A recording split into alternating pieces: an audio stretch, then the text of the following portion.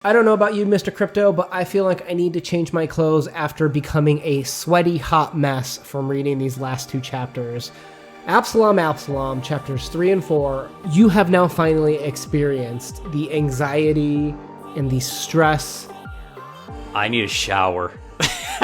I believe that. Welcome to the CodeX Cantina. I am Una. And I am the sweaty Crypto. And we are back for chapters 3 and 4, like we said.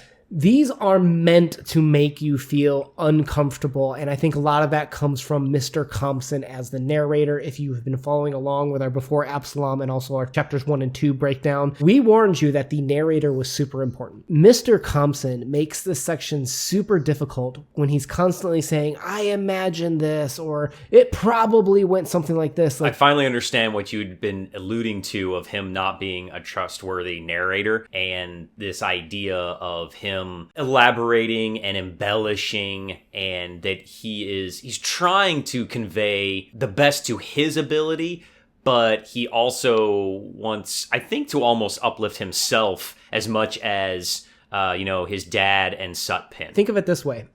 Was he at the Sutpen Christmas when they had the argument? No. Was he along with Henry and Bon when they are going to New Orleans? No. Was he with Sutpen at the Holston house when he arrived and started building the Sutpen home? No, and he's not at the wedding either, right? Mr. Compson, that we know of, in this story, has never met Sutpen. It's like a very stoic, non-emotional version of this mythic character that Rosa was just really fuming over in the first chapter. And now we get this guy that's like, yeah, my dad was really good friends with him, and he came to town, and this is what he did. And I imagine that, Sutpen, he probably had an argument and it went something like this. He's unreliable, not because we can't trust Mr. Compson so much as we can't trust Mr. Compson's experiences. He's like relaying all this information from the town to the reader, and it's super uncomfortable. And that's the key thing is, yes, this is very complex, and we've said that so many times, but you can enjoy this, and having that greater degree of why he is, telling Quentin the story this way, it allows you to click, and then you're going to enjoy the story that much more, and I think be able to dive deeper into it. All right, so now we're getting into the question. If a man as strong as Sutpen fails as hard as he did here, how will the South ever survive? Yeah. So in terms of scope, we're going to go... I actually brought quotes back because I got some that I need to go through real quick. We're going to go the quote, right? I've got your quote if you want to do it. Yeah. I've got chapters 3 and 4 broken down from a chronological order perspective, so it can be confusing when everything's told in zipping all over the place. I did my best to break it down in order chronologically of how it would happen. Hopefully that'll help. And if not, you can skip ahead to the analysis section where we're going to really once again break down the Sutpen Allegory. We're going to talk about the color of morality along with that, as well as fatalism and some of the religious landscape of the South and Greek symbolism. Hopefully we have enough time. Let's try and get through this and do the subject justice. But there's so much to talk about, people, so let's try to get into this. All right, so quotes. We, the 1,000, the white men, made them, created and produced them. We even made laws which declare that 1/8 of a specified kind of blood shall outweigh 7/8 of another kind. And that's referring to that if you had any black heritage in your bloodstream, you were considered inferior to someone that was 100% white in terms of their blood. Yeah, well, that goes back to the 3/5 law of counting people, and counting people as portions of people because they want them to count for tax purposes and one reason, but they don't want to count them as actual people. There's so much to talk about today. I can't even begin to explain. Crypto, do you want to do your quote? They are there, yet something is missing. They are like a chemical formula, exhumed along with the letters from that forgotten chest. Carefully, the paper old and faded and falling to pieces. The writing faded, almost indecipherable, yet meaningful, familiar in shape and sense, the name and presence of volatile and sentient forces. You bring them together in proportions called for, but nothing happens. You reread. This quote is Faulkner. This is the embodiment of who he is in this quote. I don't care what book, what short story, anything you've ever read before, this quote is him. I will give you full credit for that one. All right, let's jump into plot, where we're going to rearrange the most important things that happened in these chapters in order, because I think that helps organize things. Please skip ahead to the next section if you feel really comfortable with what happened in these chapters. All right, so chapter 3, Quentin is talking with his pops, Mr. Compson. In 1833, when Sutpen first came to town, we learned that Clytemnestra was one of the black slaves who was also Sutpen's daughter. And Sutpen has another unknown boy out there. In 1845, Rosa's mom died in childbirth with her.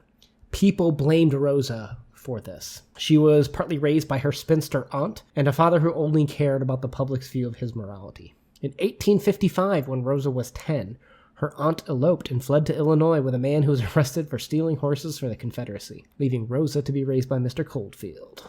Rosa was occasionally brought to the Sutpen home for dinner. And in 1859, Henry brings Charles Bond home from the University of Mississippi. At some point in 1860, when Rosa was 15, she was sewing a wedding dress for Judith with goods stolen from her father's store. Christmas time, 1860, Sutpen forbids the marriage of Bond and Judith, and Henry leaves his family. In 1861, the Civil War breaks out, and the boys, along with Sutpen, left to go serve in the Civil War. The morally centered Coldfield stopped selling goods to war supporters, and eventually his store was ransacked. Mr. Coldfield then went into hiding in his attic. Rosa secretly fed her father for years. And in 1863, Ellen Coldfield dies in a darkened room where she had been for 2 years. In 1864, one day, Mr. Coldfield's hand did not come out to accept the food from Rosa, and he was found dead. Once again, people blamed Rosa for the death of her parent. 1865, Charles Bond is killed, with no context. Wash Joan arrives looking malaria-ridden and calls for Rosa. Rosa moved in with the Sutpens. And in 1866, Sutpen returns from the war to find Rosa living at his house. And then in 1909, Mr. Compson explains this story of Rosa's childhood to Quentin. Chapter 4, at Ole Miss, sometime between 1859, Henry became enamored with a Charles Bond, an older student studying law. He soon switches to law himself. Christmas break 1859. Henry returns home with Charles Bond. Charles and Judith meet for the first time. And at some point, Henry seduces Judith, potentially upon Charles's behalf, as Mr. Compson doesn't think they spent much time together. Henry is speculated to have read all the letters passed from Bond to Judith. And in 1816, Sutpen left for New Orleans. 2 weeks later, Charles and Henry return home. Shortly thereafter, Bond also leaves for New Orleans. Christmas Eve, 1860, Mr. Compson speculates that Sutpen told Henry about Charles' alternate family in New Orleans and how they are part black. Henry repudiated his Sutpen heritage due to his love for Bond. That night, Ellen resigned herself to her room for the next 2 years. Seems reasonable. Christmas Day, Mr. Compson speculates Henry and Charles Bond headed to New Orleans, where Henry expected to see Charles's first family and the truth for himself. In New Orleans, Henry learns Charles' wife is a prostitute, but not to be called a whore. That was funny, right? Yeah. Mr. Compson continues his speculation train, and he thinks that Charles told Henry his wife was part black, so therefore the marriage doesn't count. Henry continues to plead that Bond should divorce his 1/8 black wife. Henry began to forbid Bond from writing to his sister. In 1861, Henry and Bond join the Confederacy, the Civil War. Henry becomes a lieutenant. Post-1861, at some point before 1865, Judith and Clyde gathered food. Wash Jones hunted from his rotten hut. 4 years later, probably around 1865, Bond wrote a letter to Judith where he informed her he intended to marry her. Judith and Clyde began gathering scraps to make a wedding dress. Henry warns Charles Bond, "Don't you pass that gate of the Sutpen 100. Well, he does, and Henry shoots him. Judith gives the letter to General Compson's wife. At some point, General Compson's wife gives the letter to Mr. Compson, and in 1909, Mr. Compson sits down with Quentin and gives him this letter. All right, so let's jump into our discussions here. We need to go a little bit quick because this is such a rich text. I really think that plot was worth and needed to go into in chronological detail. I hope it's useful. Let's talk about our discussion items. So I want to get into fatalism and the Southern religious ecosphere, but we have to start, I think, with the generation before, which is Sutpen and the allegory. for the South. Yeah, I think that's a good place to start. So in these chapters, the war comes along, which was very definitional for the South. Changed it forever. Remolded the entire landscape of social life, economics, the government, everything. So let's look at it this way. Sutpen came along in this story.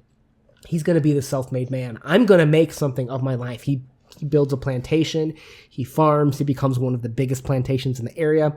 Starts to create a familial dynasty by marrying a well-respected woman in town. He's creating a lot for himself, right? But at what expense? He takes seed money from General Compson. He takes the daughter from Mr. Coldfield. Both, I'm going to say begrudgingly, they kind of went along with him taking and building things. And you'll see from the reaction from the wedding, the town isn't exactly in love with the way that Sutpen is taking things from them, taking things from the Indians in terms of the land. He's becoming a self-made man at the expense of the outrage of the town. Fair statement? Yeah, definitely. And this is where I think in the story, the town represents the North. While the North will be guilty of many of the same problems and things that the South will be, they're also a little bit more apprehensive and reluctant into the slavery and, the horrible treatment of the Native Americans and so on and so forth. So I think the town represents the Northern ideals here in this story. Let's talk about that some more. So Mr. Coldfield, he bought slaves too. What did he do with them? He freed them. So he's going along with slavery, but he's like, no, it's cool because I'm freeing them. I'm doing the right thing in the end. But he's still going along and using them to earn back the cost that he spent into them. He represents a very passive resistance to slavery. He's not on the far end of pure evil, but he's not pure good either in this respect too. Definitely. And that's the way the North was as well, is most people, they were passive. They didn't, agree or disagree with it. They were like, well, it's a thing. It's always been a thing, but what do I care? And it really doesn't become a thing until the Civil War, until Lincoln pushes it in the faces of everybody as a thing. Let me keep adding to that. His daughter, Rosa, the daughter of a preacher, is she morally perfect? No. Because she stole goods from her father's shop to make the dress. She's taking stuff from others for herself. Yeah, she Charles Bond, is he perfect? No. No. Right, so whether you... From a religious standpoint, no. Right, but even, I think, moralistically bad, universally stealing from others is moralistically bad, right? He's stealing from the North, like the ink, for example, even to write the letter, to kind of serve his own needs. He's a man that's being set up to reposition things for his own needs as well. Same thing with Rosa, right? I would agree with that, yeah. Now, the soldiers fighting, they ransack Mr. Coldfield's store. They, just like the other two, are taking something that's not theirs and repurposing, stealing it for their own need. Yep. Now, my point that I was going to make, I don't know if I was going to, maybe I ought to have pointed out that it argues for the South, but maybe I was a little bit different, where I agree that this is a passive resistance, which if you associate passive resistance with the North, I think we're talking the same thing. But I was going to argue that they're not actively trying to stop slavery. They're passively going along with it, as opposed to Sutpen, who of course is pro-slave. He is subverting people to achieve and breed them for his desires, to build his dynasty, to build his self-made man. Yeah, that's fair to say. He is the quintessential Southern man, building something from nothing, creating a plantation, using slavery, and gaining at the cost of others. Yes. So I think the other people in this story, this is just what we do, we go along with it, but we don't like it. This shows how slavery was created by men like Sutpen, and then it was perpetuated by men like Coldfield, Rosa, these soldiers, that we don't really like it, but we go along with it. And that's why slavery existed throughout the whole South and much of the North even. Yeah, agreed. It's the belief that my actions couldn't make a difference, so I go with it. That is why slavery was such an evil in the United States of America. And I think Rosa might be, as we've talked about before, because she tells the truth and nobody believes her. She's the Cassandra of the story. She's the Cassandra of the story, but I think she might be the only, besides maybe Quentin, Rosa's innocent. Like, she is making the best out of a bad situation the whole time. And I think she represents the innocence of everybody. Again, I haven't finished the story yet, so I don't know. The innocence could be Quentin or Rosa. I don't know. We have the next chapter. Chapter 5 is going to be Rosa, and then the rest of the book is going to be Quentin and his roommate. Okay. Rosa, So Rosa tells the truth to what she knows. She doesn't know everything. So she could also represent northern abolitionist beliefs as well, because she does seem to say everything is vile, vile, vile. And that's how a northern abolitionist, because there were people that were, going against slavery, speaking out against slavery in the North, trying to get change made. But and they saw it as an evil, not a necessary evil. They just saw it as an evil and it should be done away with. And so maybe she represents that. Again, not done with the book, but I'm just kind of speculating on how we could view Rosa as our allegory with the South and the North here and all the players in the town. Yeah, to me, it's almost Old South and New South, more so than South versus North, but let's explore that as we go through this. For sure, I think we both agree slavery corrupts all levels of life and values in the South, and devalues. That's a key. Yeah, it devalues the values. Yeah, well, and one thing that a lot of people I think are hard, especially as Southerners, is slavery changed Southerners as much as it changed and affected the slaves themselves. Mm-hmm. Mm-hmm. No, I would agree with that. And we talked a lot about that during our Go Down Moses with the miscegenation and the mixing of families and the shadow family creations. Horrible. Now, here's where I think this story, more so than Go Down Moses, shines. I love this part. Are you ready for this? Ready. So in terms of the Southern ecosystem of religions, you got a lot of Baptists. You got a lot of Methodists. You got some Presbyterians, but it's a heavily Christian South, right? Yeah, definitely. Religion is a huge influence. Christianity and Protestantism is the end-all, be-all for Southern at this time because American football hasn't been invented yet. Now there's football and Jesus. Back then, there was just Jesus and guns. We love our guns. All right, here's what I'm really excited about to talk about with you today, is because when you and I have talked, naturally, I think you have a Catholic background, and I've heard that from you in terms of how you view salvation, where you've talked about in the Rain video by Mom, you said, well, he would just ask for forgiveness. That's a very Catholic way to view salvation. We need to talk about a very specific sect. So Faulkner's great-grandfather was Calvinist. When he was 19, he was asked to help kind of run a scout troop at a Presbyterian church. One of his good friends and pastors asked him to do that. His last name is Christian, oddly enough. But, he probably went to a Baptist church, which I think his mammy was. So he had exposure to a lot of different religions. And I wouldn't say Faulkner is an expert at religion. When you read his text, he's familiar. I think he seems really familiar with like Matthew and Old Testament. I'm not so sure about some of the other parts. But he kind of draws a little bit from all the different areas, much from all the different religions, much like the whole ecosystem of the South, okay? But in terms of that scout troop, and in terms of getting married, his wife, if you didn't know, left her husband to be with Faulkner with, I think it was two kids. And she was coming from the Episcopal Church, which wouldn't marry her for this reason. So guess who came to his rescue? Different church, different branch? The Presbyterian Church. Okay, so different denomination. Yeah. So here's what's really interesting. Do you know how Presbyterians, specifically Calvinism, and I guess I should say some branches of Presbyterians, view salvation? I guess it depends on, some will ask for forgiveness, some buy into for forgiveness, some through penance. There's different ways of earning salvation depending on the branch. Maybe for that specific branch. But by and whole, most Presbyterians and all Calvinists, by definition, believe in what's called predestination, which is why I say it's really interesting, because I think you come from a heavy Catholic background, which a lot of what you've described is very Catholic. Yeah, they're either when you're born, you're going or you're not going. Predestination. The idea that God's already selected who's going to heaven and who is not going to heaven.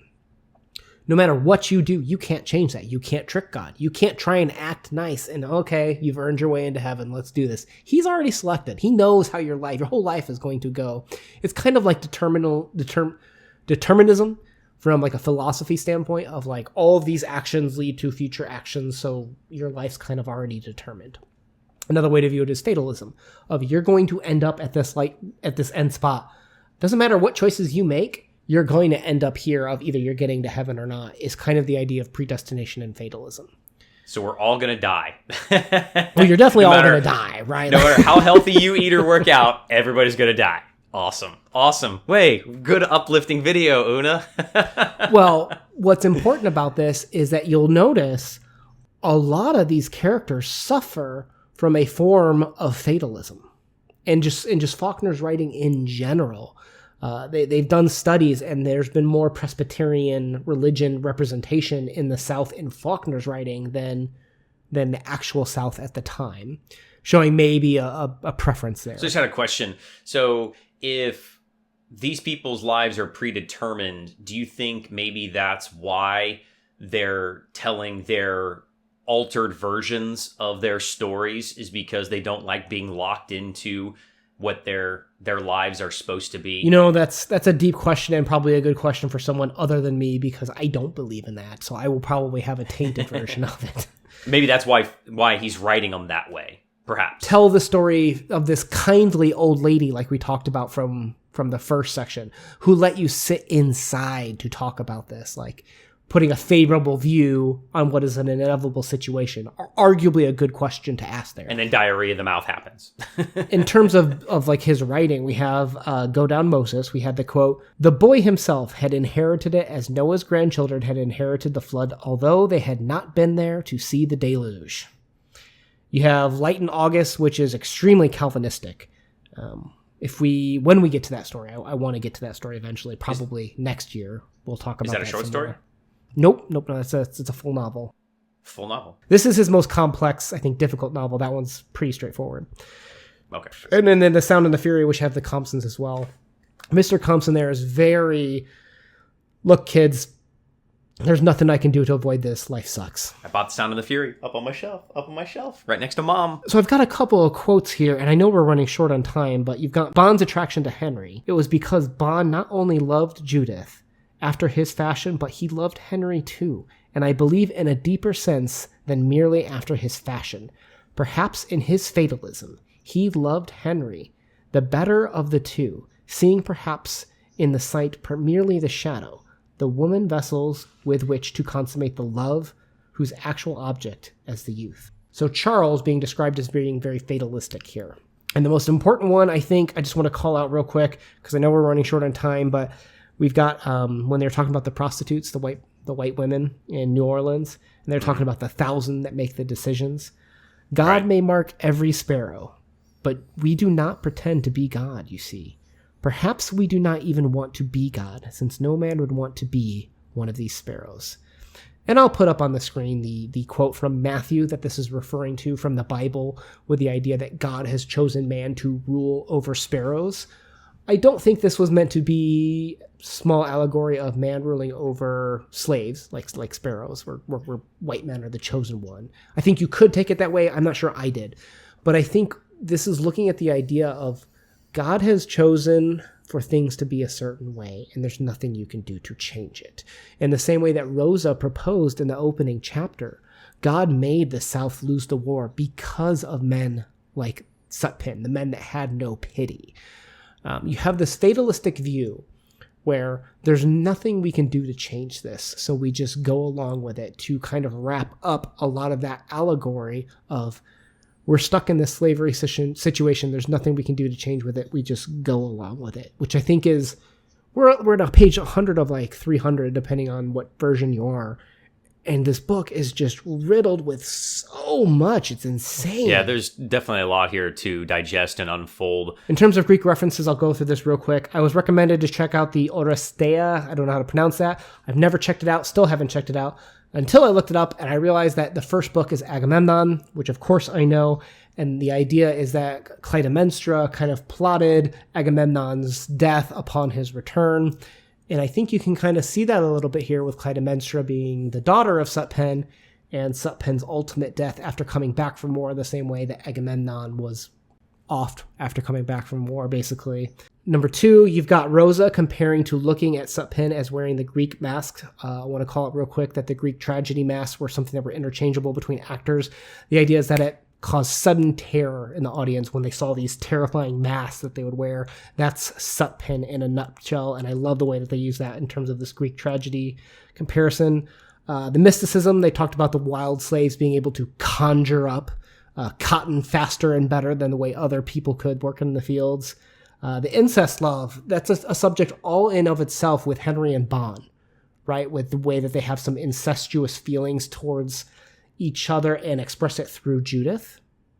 I think you also have the word metamorphose used, I think, 3 times in this section where they're talking about Charles Bon having feelings towards Henry. And I think this is comparable to Narcissus from Ovid's Metamorphosis, where he was in love with himself so much, the only way that he could express that love of himself was kind of like what's happening here with Charles and Henry.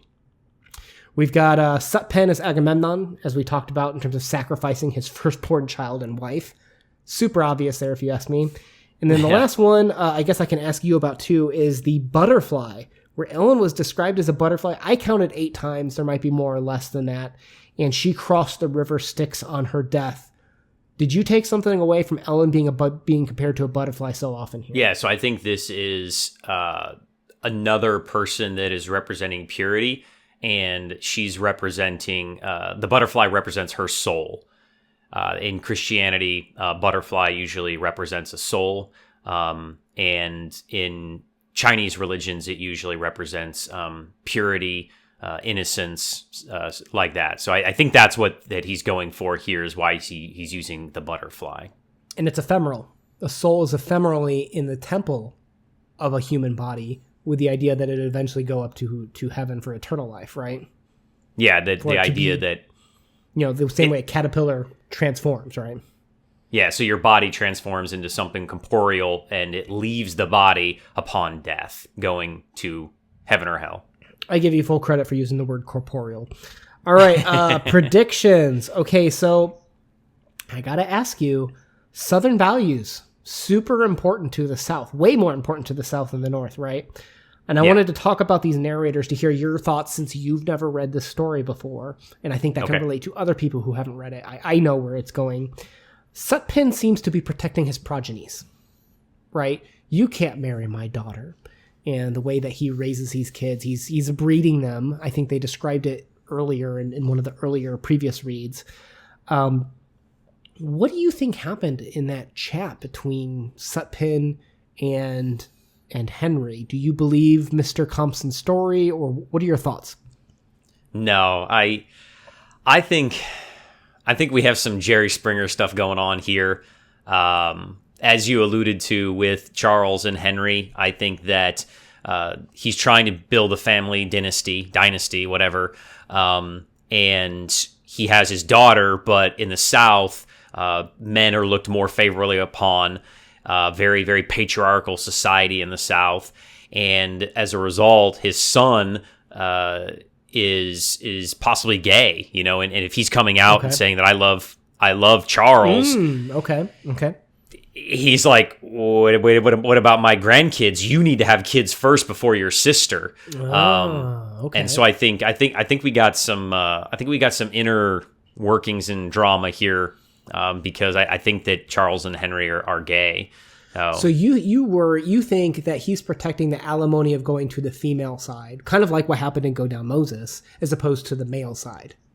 Yeah, and that totally makes sense from a Southern cultural point of view, and kind of how I feel that Charles and Henry are written in the story. I picked up on that really, or I texted you, and I picked up on that. Okay, now here's a question. Okay. Why is he so, besides the female side, it's still his family, right? And if you're worried about alimony going to Charles Bon, and because is the concern that he has another family as well, because that family's part black, so they wouldn't get any of that alimony. It would be Judith's. What are your thoughts on that? True, but this family seems to be a semi-unique in the fact that, well, not semi-unique. There were plenty of plantation owners that were, I want to say, decent as you can be to somebody that you own. Right. They're not pure evil, but they ain't pure good either, right? Yeah. Well, I wouldn't even say good. When you own somebody, you can't even put good in the sentence. They're not on either end. They're kind of in the we're shitty sometimes, right? Yeah. And so I guess he's more accepting of having, black people in the family, and while they may not get land or money or rights or anything like that, that's not something that you can use as an argument to say, oh, we're shunning because of the black heritage. You can't, because of his, part black daughter. And then the unknown son that we don't know about really yet, that's obviously going to come into play as well, I think. So, okay. I need more information. I need more information. I know. So much has happened in terms of the allegory of the South, in terms of the destruction of it from the war, from people using things, from stealing from shops, from their fathers, ransacking stores, the idea of this is what we do, so it's what we've always done, I can't change it, the fatalism, the Greek mythology. That's just what we've covered. There's still so many more angles out there, and we're 100 pages into this book. Think about that. This is incredible. What you guys are getting to experience here. Okay, so next week, we just finished chapters 3 and 4. We're going through chapters 5 and 6. Buckle up, because we're going back to Rosa, and for once, we get Quentin's view. We got Quentin listen to his pops, but what side of the story is Quentin going to bring to this puzzle? And he's read the letters, right? So I think a lot of his information has come from those letters. Well, I'll tell you... Don't tell me. I don't know. Okay. I'm excited. Okay. No spoilers. But there's no new events in a sense, but you're going to get a different angle of what's been presented to you and be like, oh, like I'm telling you, this story. This is where really, like, all of this has been almost like prologue, and now we're hitting the real chunky, juicy, like, it's the center of the peanut butter and jelly sandwich. Oh yeah. Yeah, the best bite. It might make you feel sweaty. It might make you feel uncomfortable. But name books that can just pull these emotions out of you. This story, I tell you. Stay tuned for next week, guys. Please subscribe if you have enjoyed our conversation. If you are in on this excitement, if you are in on the confusion, please consider joining us on this journey in understanding and dissecting Absalom, chapter by chapter. We are going through chapters 5 and 6 for the next week. We'll check you guys out then. Una out. And you want your certificate, right? Got to get that Faulkner certificate. Crypto That's out. Right.